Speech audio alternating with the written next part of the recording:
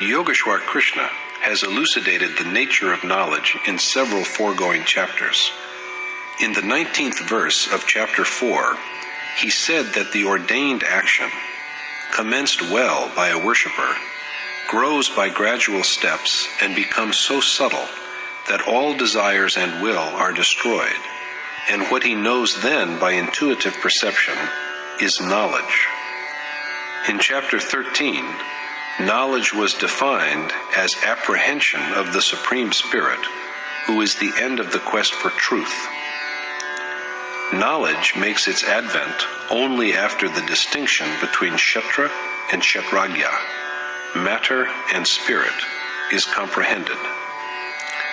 Knowledge is not logical arguments, and neither is it just the memorizing of holy texts. That state of practice is knowledge in which there is awareness of truth.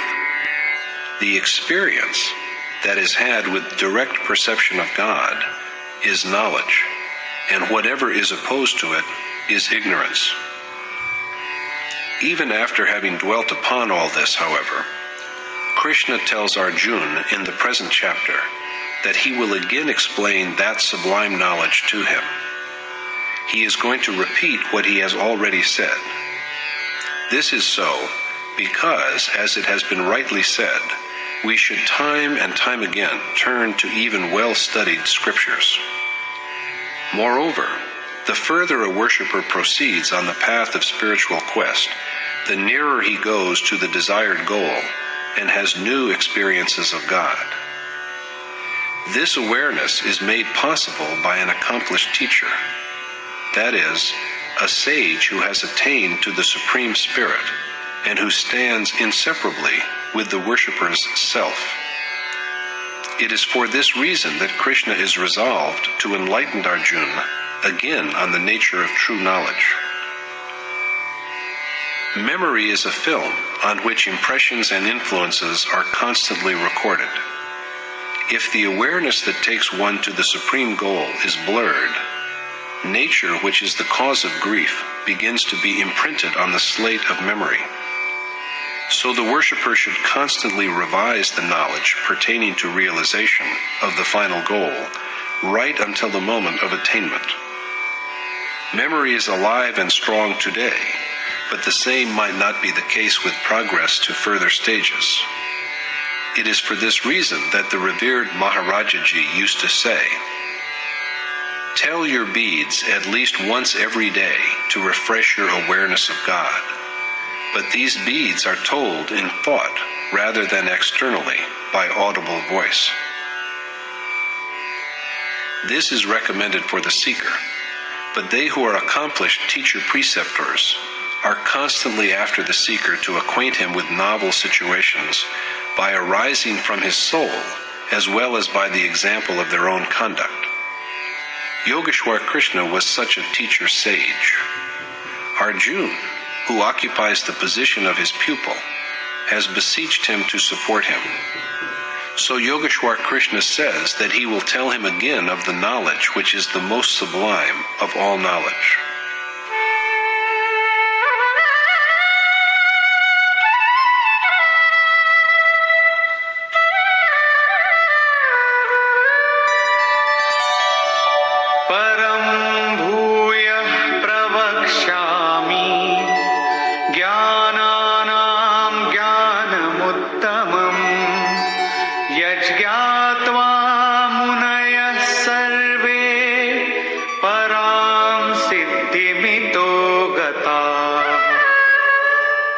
The Lord said to Arjuna, "I shall recount to you again that supreme knowledge which is the noblest of all knowledge, and having possessed which, sages have escaped from worldly bondage to achieve the ultimate perfection.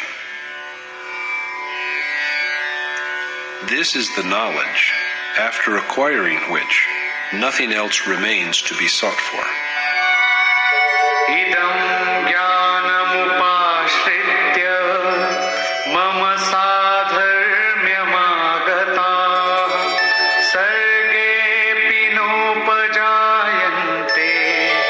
प्रलये न व्यथन् They who have achieved my state by seeking shelter in this knowledge are neither born at the beginning of creation nor alarmed in the event of doom. They who are close to this knowledge and have taken refuge in it by attaining to Krishna's state through treading the path of action are neither born nor frightened by the prospect of death, because the physical entity of the sage ceases to be at the very moment when he attains to the state of the Supreme Spirit. His body is thereafter a mere dwelling. Now, which is that point up to which men are reborn? This is the question Krishna takes up next.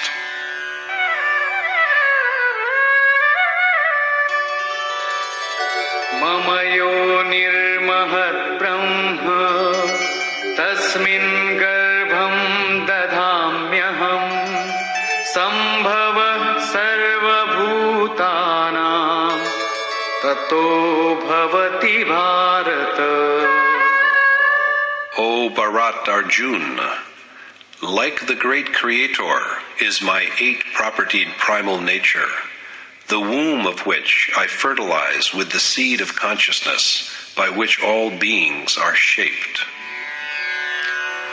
Krishna's eight-part primal nature is the womb in which he sows the seed of consciousness, and all beings are born from this union of the insensate and the conscious.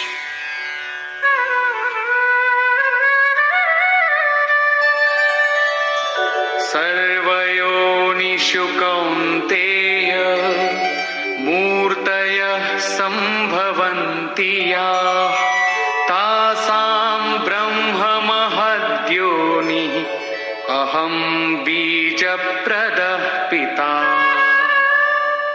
The eightfold nature, O son of Kunti Arjun, is the mother that bears all the beings of different births, and I am the father that casts the seed. There is no other mother except this primal nature, and no other father except Krishna. No matter who the root is, there will be births so long as there is meeting of the insensate and the conscious. But why is the conscious self bound to insensible nature?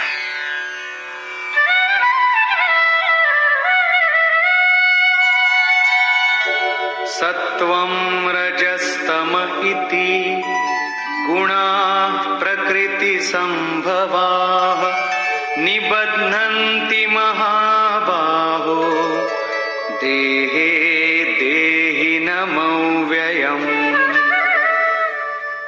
The three nature-born properties, sattva, rajas, and tamas, O the mighty-armed Arjun, bind the imperishable self to the body. The following verse throws light upon how this is effected. Tatra sattvam nirmalatvat prakashakamanāmayam sukha sangena badnāti jnana sangena chanakha. Of the three properties, O the sinless Arjun, the purifying and enlightening sattva binds one to the desire for joy and knowledge. The virtuous property sattva binds the self to the body with attachment to joy and knowledge. So sattva too is a bondage. As we have already seen, happiness lies in God, and the intuitive perception of that Supreme Spirit is knowledge. The man who is endowed with the property of sattva is bound only so long as he does not apprehend God.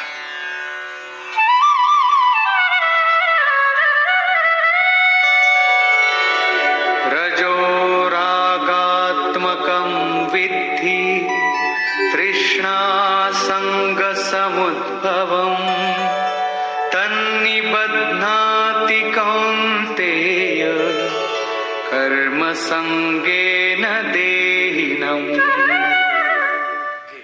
Know, O son of Kunti Arjun, that the property of Rajas, born from desire and infatuation, binds the self with attachment to action and its fruits. Rajas, an embodiment of passion, inclines one to action.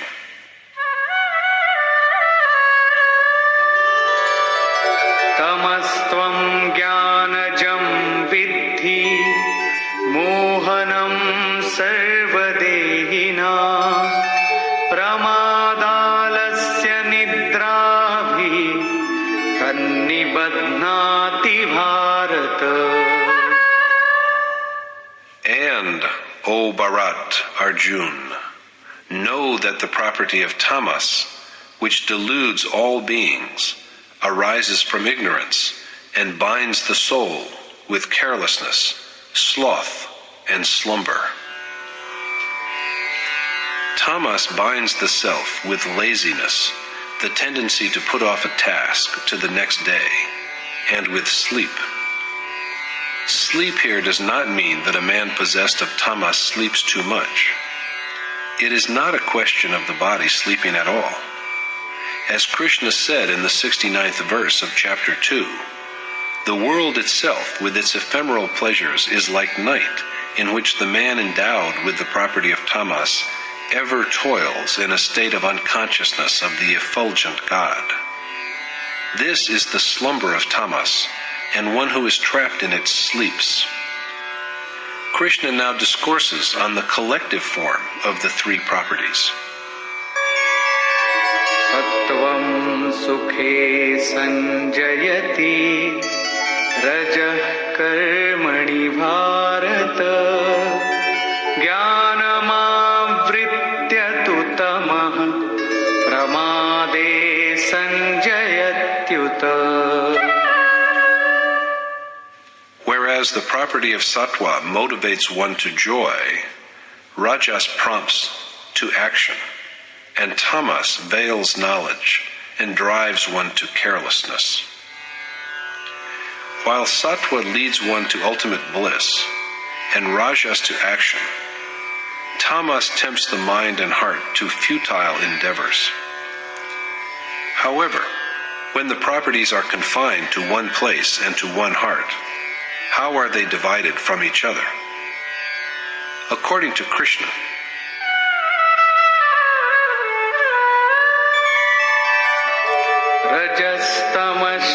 Rajastamaschabhibhuya sattvam bhavati bharata rajah sattvam tamaschaiva tamah sattvam rajastatha. and, O Bharat Arjun, just as sattva grows by overcoming the properties of rajas and tamas, tamas grows by overpowering rajas and sattva, and the property of rajas grows by suppressing tamas and sattva. But how shall we know which property is dominant at a certain time? Sarvadvareshu tehesmin prakasha upajayate jnanam yada tada vidyat vivriddham sattvamityuta.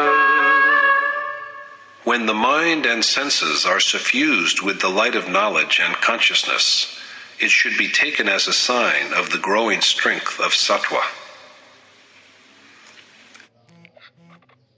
And Lobha pravrittirarambha karmanam shama spriha rajasyetani jayante vivriddhe bharatarshava. when the property of rajas is ascendant, O the best of Bharat Arjun, greed, worldly inclination, the tendency to undertake action, restlessness, and desire for sensual pleasures arise. What happens, however, when tamas grows dominant? नाशो प्रवृत्तिश्च प्रमादो मोह एव च तमस्येतानि जायन्ते विवृद्धे कुरु नन्दन. When there is an upsurge of tamas, O Kuranandan Arjun, darkness, disinclination to duty which ought to be done, carelessness, and tendencies that engender infatuation arise. As tamas multiplies, there ensue the haze of ignorance. Light is a symbol of God, as well as a natural reluctance to advance towards the divine radiance, disinclination to the special ordained action, futile efforts of the mind and heart, and propensities which tempt one to the world. What, however, is the profit of knowing these properties? यदा सत्त्वे प्रवृद्धे तु प्रलयं याति देहभृत् तदोत्तमविदां लोकान् अमलान् प्रतिपद्यते.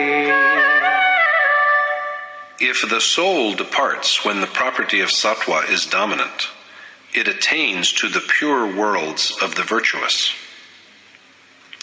And रजसि प्रलयं गत्वा कर्मसङ्गिषु जायते तथा प्रलीनस्तमसि मूढयोनिषु जायते. if he meets with death when Rajas is presiding, he is born as one of the humans who are attached to action. And he is born in the form of unintelligent beings if he leaves the body when tamas is prevailing. So of all properties, man should be endowed with sattva. The bank of nature refunds the earned merits even after death. Now, let us see its consequence. कर्मणः सुकृतस्याहुः सात्विकं निर्मलं फलं रजसस्तु फलं दुःखम् अज्ञानं तमसः फलम्. While righteousness is said to be the pure outcome of action that is governed by sattva, the outcome of rajas is sorrow, and the outcome of tamas is ignorance. Absolute happiness, knowledge, renunciation, and such other qualities are said to be the outcome of action inspired by sattva. On the other hand, sorrow is the outcome of action characterized by rajas, and ignorance of action dominated by tamas. सत्त्वात् संजायते ज्ञानं रजसो लोभ एव च प्रमादमोहौ तमसो भवतो ज्ञानमेव च. Knowledge arises from the property of sattva, greed, beyond any doubt, from rajas, and carelessness, delusion, and ignorance from tamas. What mode of existence does the generation of these properties result into?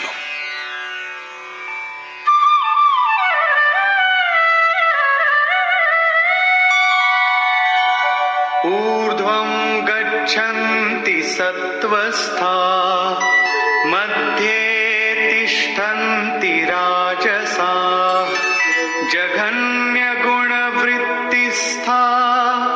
अधो गच्छन्ति तामसा. Whereas they who dwell in sattva ascend to higher worlds, they who sojourn in rajas remain in the middle, the world of men, and they who abide in the meanest of properties, tamas, are doomed to the lowest state. The current of life that is founded on sattva flows towards the transcendental, primal God, and the man with such a life attains to purer worlds. Souls who are dominated by rajas end up as common mortals.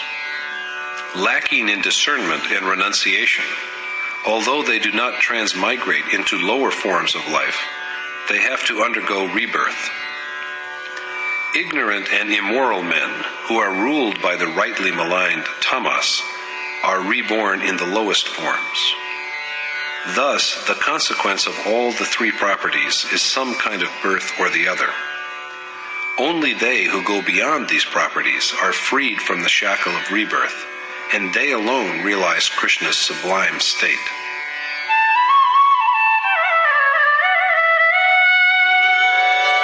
नान्यं गुणेभ्यः कर्तारं यदा द्रष्टानुपश्यति गुणेभ्यश्च परं वेत्ति मद्भावं सोऽधिगच्छति. When the soul, that is a mere witness, does not see anyone besides the three properties as doer, and when he knows the essence of the Supreme Spirit, who is beyond those properties, he attains to my state.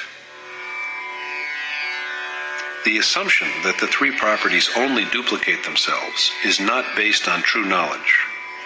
The process of accomplishment at last leads to the state in which, after the perception of God, no other agent except the three properties is visible, and in such a state, a man goes beyond them.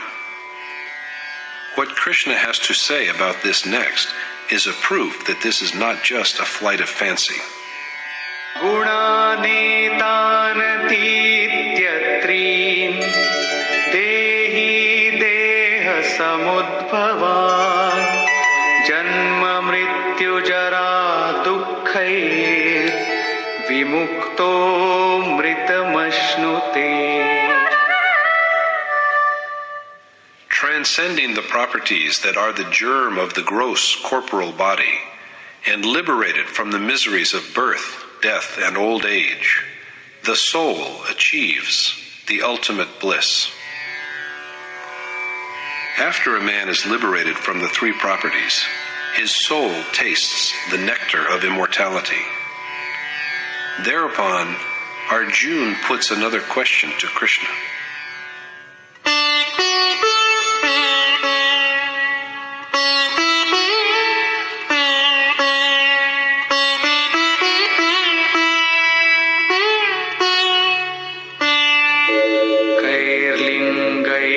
स्त्रीन् गुणानेता अतीतो भवति प्रभो किमाचारः कथं चैतान् स्त्रीन् गुणानतिवर्तते. Arjuna said, "Tell me, O Lord, the attributes of the man who has risen above the three properties, his manner of life, and the way by which he transcends the three properties." The following verses contain Krishna's reply to the three questions raised by Arjuna.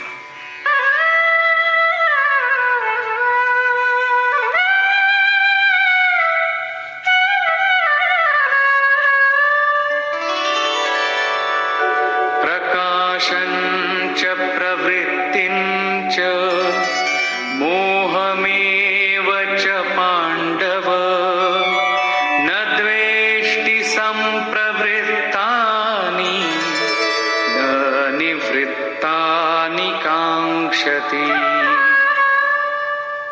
The Lord said, "The man, O Pandav Arjuna, who neither abhors radiance, inclination to action, and attachment that are generated respectively by the operations of sattva, rajas, and tamas when he is involved in them, nor aspires for them when he is liberated."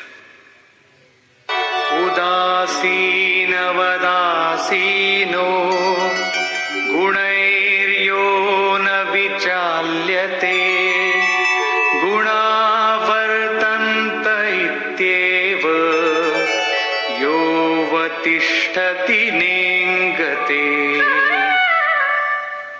And who, like a dispassionate onlooker, is unmoved by the properties, and is steady and unshaken by dint of his realization that these properties of nature but abide in themselves.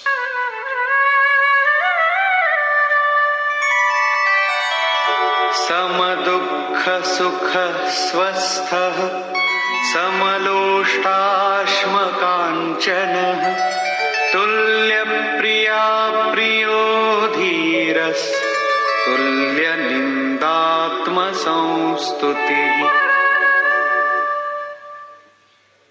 And who, ever dwelling in his self, views joy, sorrow, earth, stone, and gold as equal, is patient, and evenly regards the pleasant and the unpleasant, slander and praise. मानापमानयोस्तुल्यस् तुल्यो मित्रारिपक्षयोः सर्वारम्भपरित्यागी गुणातीतः स उच्यते. And who puts up with honor and dishonor, as also with friend and foe, with equanimity, and who gives up the undertaking of action, is said to have transcended all the properties. The verses from the 22nd to the 25th disclose the attributes of the man who has risen above the three properties, so that he is unagitated, unswayed by the properties, and steady. What follows now is clarification of the means by which one is liberated from these properties. मां च यो व्यभिचारेण भक्तियोगेन सेवते सगुणान् समतीत्यैतान् ब्रह्मभूयाय कल्पते. And the man who serves me with the yoke of unswerving devotion overcomes the three properties and secures the state of oneness with God.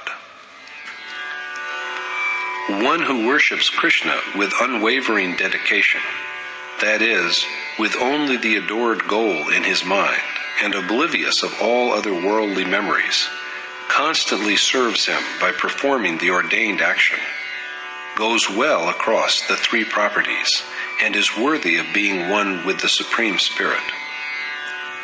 This union with God is the true kalp, or cure.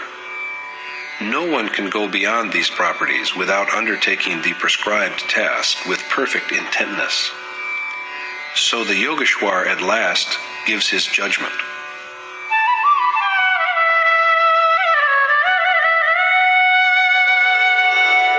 ब्रह्मणो हि प्रतिष्ठाहम् अमृतस्याव्ययस्य च शाश्वतस्य च धर्मस्य सुखस्यैकान्तिकस्य च. For I am the one in which the eternal God, immortal life, the imperishable Dharma, and the ultimate bliss all abide. Krishna is the dwelling of immortal God, through a single-minded access to whom the seeker is cured of all worldly maladies. Also, the dwelling of everlasting life, of eternal Dharma, and of the unblemished pure joy of attaining to the supreme goal. In other words, a God-oriented saint is the abode of all this bliss. Such a sage was Krishna, a yogi. So if we are seeking for the ineffable, indestructible God, the eternal Dharma, and the pure ultimate bliss, we have to take refuge in some great soul that dwells in the incommunicable essence. Only such a sage can enable a devotee to achieve what he is questing for. Conclusion. Yogeshwar Krishna has told Arjuna at the beginning of this chapter that he will again acquaint him with that knowledge which is the most sublime of all knowledge, and after knowing which sages achieve identity with him and do not have to undergo rebirth at the outset of creation. They are also not grieved over the inevitable demise of the body. They, in fact, discard the body on the very day on which they achieve self-realization. Accomplishment is made in the course of physical life, but even the prospect of death does not affect them.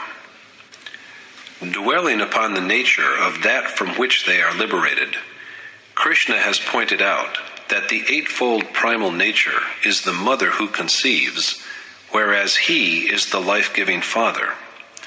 Besides them, there is no other mother or father. Although there may well appear some mother and father, so long as the relationship of nature, prakriti, and soul, purush, the relationship of passive matter and the active male principle, endures. In truth, nature is mother and Krishna is father. The nature-born properties of sattva, rajas, and tamas bind the soul to the body. One of these properties grows by suppressing the other two. These properties are changeable. Nature is without end and cannot be destroyed, but the consequences of its properties can be avoided. These properties influence the mind. When sattva is plentiful, the consequence is divine effulgence and the power of perception. Rajas, characterized by passion, results in temptation to action and in infatuation. If tamas is active, sloth and carelessness predominate. If a man meets with death when sattva is predominant, he is born in higher and purer worlds. The man who departs from this life when rajas is plentiful returns to be born again in the human form. When a man dies under the sway of tamas, he is condemned to lower births. So it is vital that men ought always to move in the direction of gradual advancement of the property of sattva. The three properties are the real cause of some birth or the other. Since it is these properties which chain the soul to the body, one should constantly endeavor to go beyond them. At this, Arjuna asks three questions. What are the features of the man who has risen above the properties of nature? How does he conduct himself? And what is the way of transcending the three properties?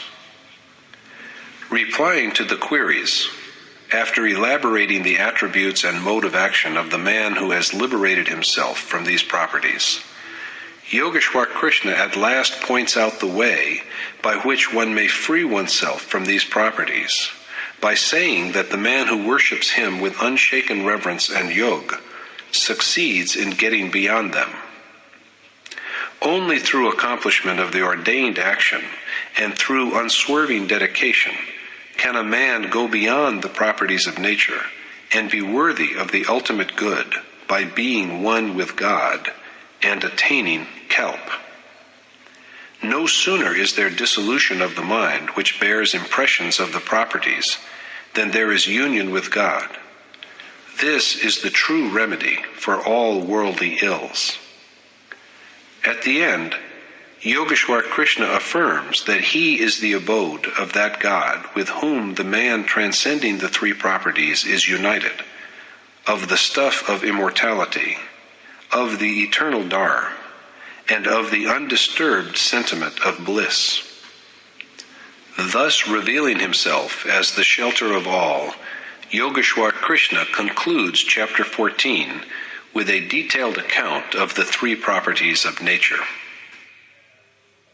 Thus concludes chapter 14 in the Upanishad of the Srimad Bhagavad Gita on the knowledge of the Supreme Spirit, the discipline of yoga, and the dialogue between Krishna and Arjuna entitled Guntraya Vibhaga Yoga, or Division of the Three Properties. Thus concludes Swami Adgaranand's exposition of the 14th chapter of the Srimad Bhagavad Gita in Yatharth Gita. Hare Om Tat Sat.